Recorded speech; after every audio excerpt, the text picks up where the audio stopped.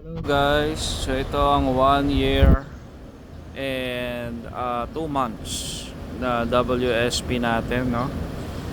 Though matagal na siya, very reliable naman siya gamitin. So ito nga pala si Chill Babe. So ito ang gamit ko for daily commute from McKinley to Parañaque. Ito ang ating WSP ng NWOW. So yung gulong niya for daily use, medyo hindi pa naman masyadong pudpud. So ito is of course tubeless, 12 inches. Maganda pa rin ang caliper niya sa disc brake. So mga daily minors, daily scratch. Maganda pa rin ang puti, hindi naman masyadong naninilaw. So quality talaga ang ginamit dito na housing, flarings dito sa NWOW WSP. So puti talaga is marumihin, no?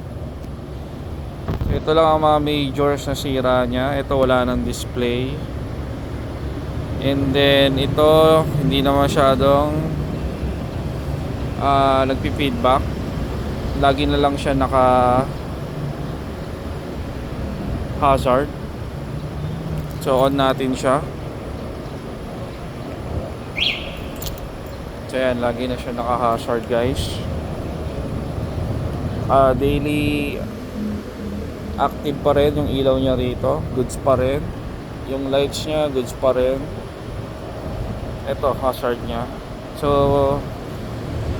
lagi siyang nauulunan, okay naman yung hazard, gumagana pa. Yung switch niya rito, ito lang, hindi na ma-activate. So kailangan mo iangat to. Low beam, high beam, gumagana pa naman. Bearings niya sa likod, okay. So long term repair, ito ang long term repair niya. And then etong back brake natin medyo mahina na, kailangan na palitan ng brake pad. When it comes to the rear wheels, etong rear wheels niya medyo okay naman din, hindi pa masyadong pudpud kasi pamasok lang. Dito.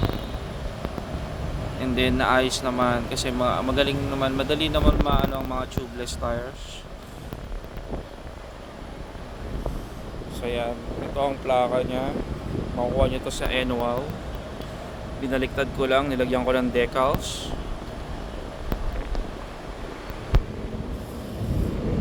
Ito ang kanyang left side.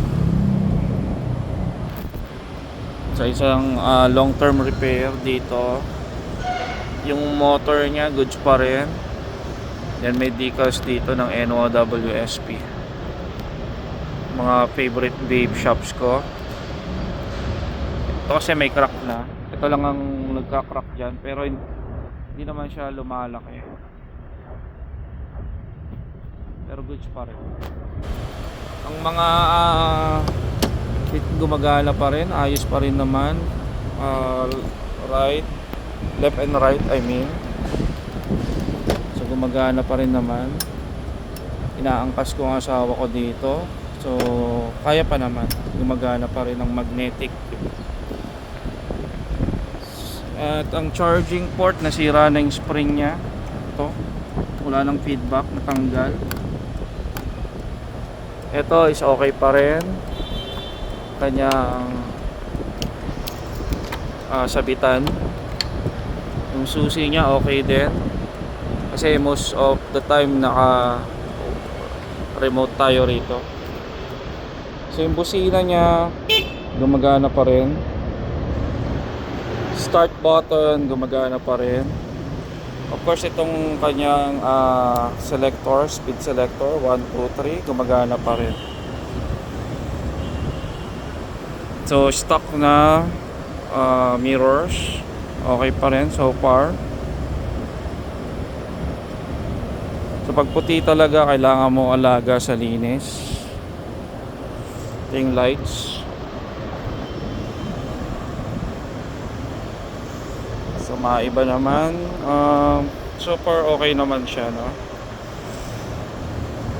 Sa battery niya, though na-degrade na siya, 1 year na siya, okay pa rin naman yung battery niya.